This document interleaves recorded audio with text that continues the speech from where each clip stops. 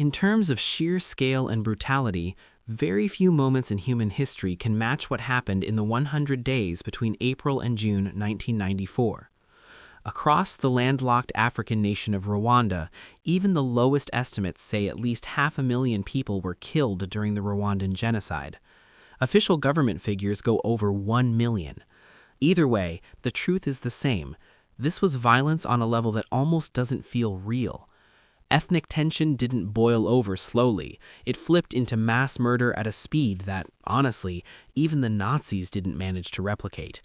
What makes the Rwandan genocide so terrifying isn't only the body count, it's how it pulled ordinary people in, through relentless propaganda that wasn't just preaching superiority, but openly pushing the idea that a huge part of the population needed to be wiped out.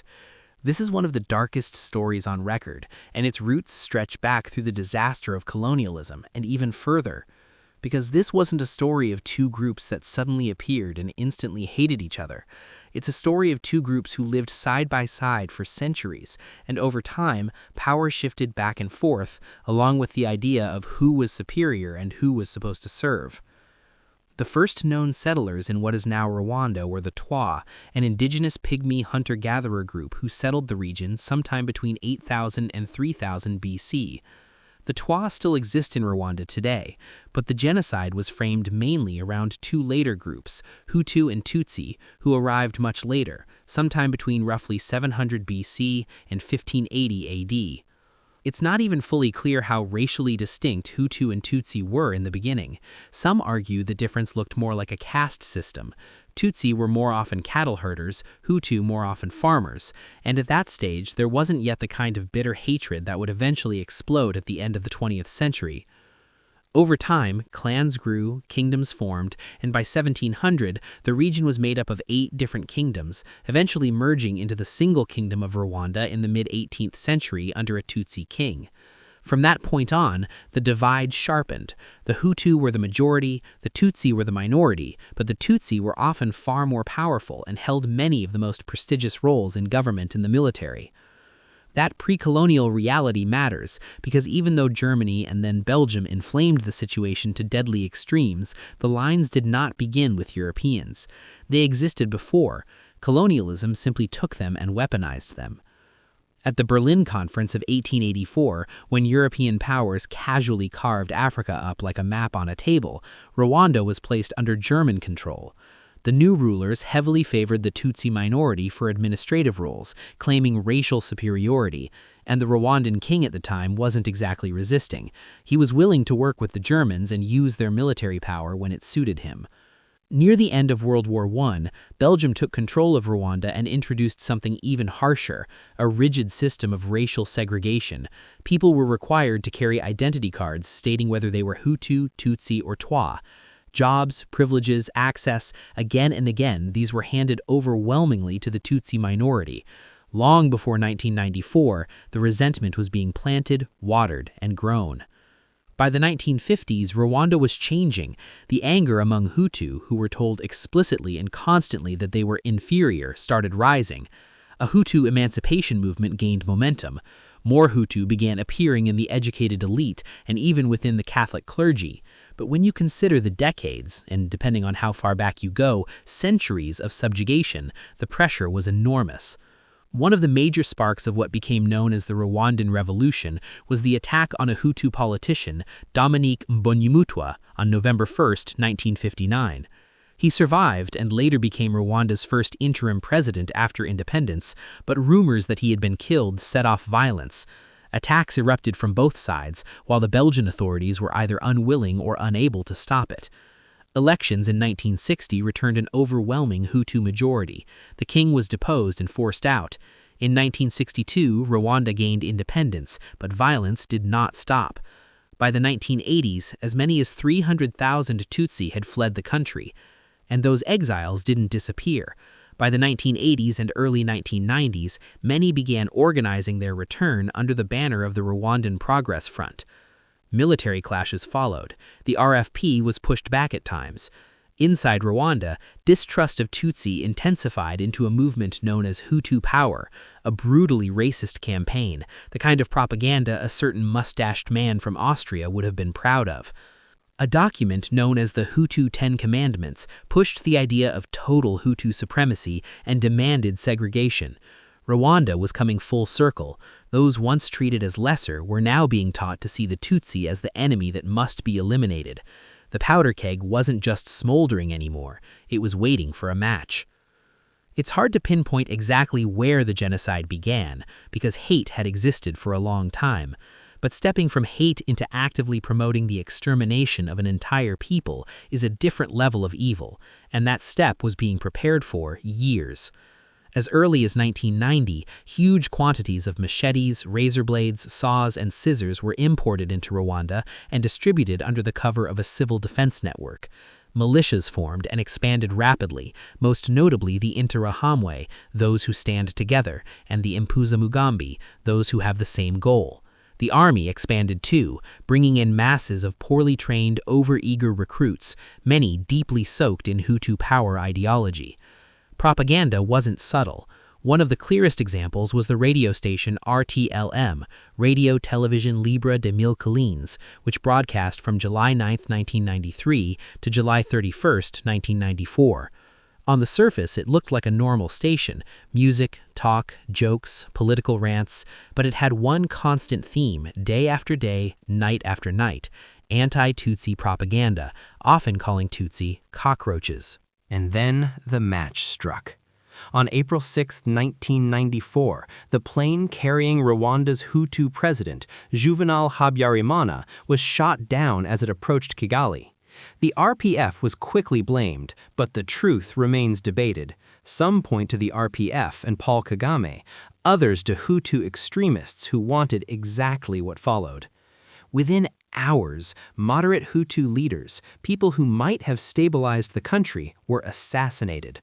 The Prime Minister, the President of the Constitutional Court, the Minister of Agriculture, a Liberal Party leader and his Canadian wife, and the chief negotiator. Any hope of stopping catastrophe was fading fast. The chaos had already led to growing calls for international intervention. When the RPF moved through the country in the early 1990s, they were eventually halted by French paratroopers, officially there to protect French citizens. Over time, it became clear that outside powers were willing to support the Rwandan government against the RPF, and the French presence conveniently helped block RPF movement. In October 1993, the UN Security Council passed Resolution 872, authorizing UN peacekeepers to enter Rwanda. Troops arrived from Belgium, Bangladesh, Ghana, and Tunisia. For people inside Rwanda watching the country slide toward disaster, it must have felt like a lifeline. But the UN mission, UNAMIR, came with a strictly peacekeeping mandate: monitor, observe, assist, investigate. UN missions are rarely given offensive authority. In some places that works. In Rwanda, it was a death sentence. Shortly after the president's murder, 10 Belgian UN soldiers escorting Prime Minister Agathe Uwilingiyimana were disarmed, tortured, and killed.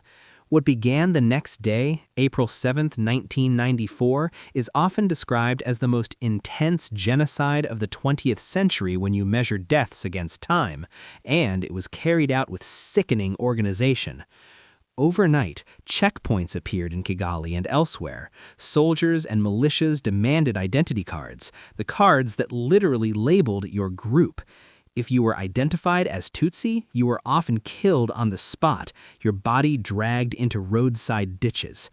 Leaders spread the story that the president had been murdered and that the Tutsi were to blame, followed by instructions to do your work. Lists of prominent Tutsi were distributed.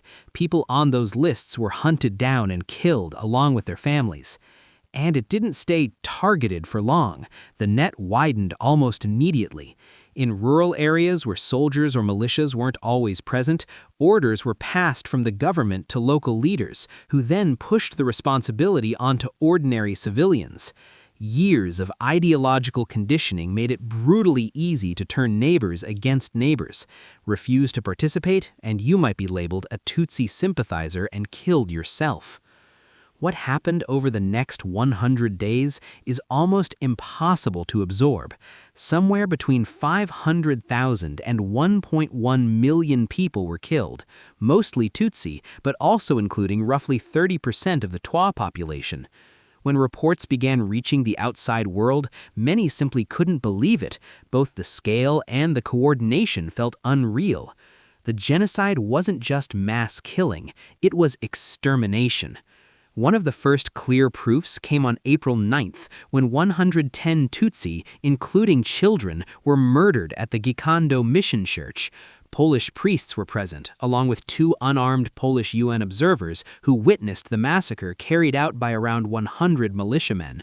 They desperately called UN headquarters for help, and were told similar atrocities were happening everywhere and no troops could be spared. That story repeated again and again. On April 11th, around 2,000 people were killed at the ETO school in Kigali, after UN troops who had been helping were ordered away to assist with evacuating foreign nationals. Sexual violence exploded on a staggering scale. Estimates range from 250,000 to 500,000 rapes during this period. And it gets worse. Reports describe HIV-positive men being released from hospitals and organized into rape squads to hunt victims. If you want an example of how far human beings can fall, it was those 100 days. And if you want an example of how completely out of its depth the UN can be, it was also those 100 days. Many peacekeepers on the ground tried to help where they could, but their mandate tied their hands. Often they could do nothing except watch. By July 1994, several factors helped bring the genocide to an end. Put bluntly, the killers were running out of victims. After just 100 days, as many as 2/3 of Rwanda's Tutsi population may have been murdered. The other major factor was the RPF, which swept through the country with shocking speed. The government forces and militias were so focused on eliminating Tutsi that they allowed their enemies to move through Rwanda, assisted by neighboring Uganda. The UN made repeated ceasefire pleas. Both sides rejected them. In practice, the only thing that stopped killing in a given area was that it had been taken by the RPF. The Rwandan government fled Kigali to Gisenyi in the far northwest, but it didn't change the outcome. The RPF took Kigali on July 4th and Gisenyi on July 18th. With the Tutsi now back in control, a massive exodus followed. Up to 2 million Hutu became refugees, mainly fleeing into the Congo or Tanzania. And for balance, it has to be said, the killing didn't end completely there. Rwanda's horror carousel turned again, and there were retaliatory killings by Tutsi forces as well. The scale wasn't remotely comparable to the previous 100 days, but it happened, and the new government had little interest in confronting it openly. The Rwandan genocide revealed catastrophic failures on every level, far beyond Rwanda's borders. The UN looked like a name with no teeth, and its failure to protect civilians came under heavy scrutiny afterwards. The United States, still shaken by the disaster in Somalia, where 18 Americans died, wanted nothing to do with another African conflict. France, meanwhile, was more willing to hide behind its desire to preserve influence in the region than to use real power to stop the slaughter. And there's an uncomfortable comparison. When war erupted in Yugoslavia in the early 1990s, peacekeepers were deployed faster and in far larger numbers than were ever seriously considered for Rwanda. It felt like the rules for genocide in Europe were different than the rules for genocide in Africa. Still, this was ultimately a Rwandan tragedy. Colonialism ripped Hutu and Tutsi further apart than ever, yes, but the 30 years between independence and genocide were chaos that paved the road to April 1994. This is what happens when ethnicity is manipulated for political power. And remember, this wasn't black versus white or Africa versus Europe. Hutu and Tutsi lived side by side for hundreds of years. They shared language and religion.